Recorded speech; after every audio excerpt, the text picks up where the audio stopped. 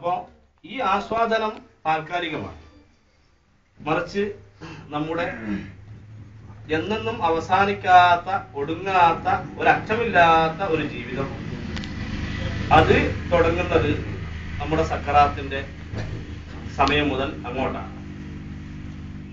ഈ സക്കറാത്തിന്റെ സമയം മുതൽ അങ്ങോട്ടുള്ള ജീവിതത്തിന് ഒടുക്കമില്ല, തുടക്കമേ ഉള്ളൂ.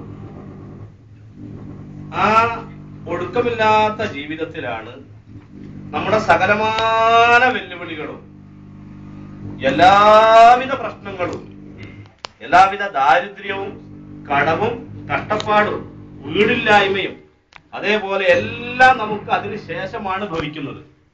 വീടില്ലായ്മ എന്ന് പറഞ്ഞാൽ ഖബറിലെ ജീവിതം സുഖസന്തോഷകരമായ ഒരു വീടാവാത്ത സ്ഥിതിക്ക് നമുക്ക് അവിടെ വീടില്ലായ്മ നമ്മുടെ പ്രശ്നമാണ്. കടം എന്ന് പറയുന്നത് നമ്മളിവിടെ ഒരുപാട് ആളുകൾക്ക് നമ്മൾ ചെയ്ത അമല് നാളെ ആഖിറത്തിൽ കൊടുക്കേണ്ടി വന്നാൽ നമ്മൾ അവിടെ പാപ്പറാണ്.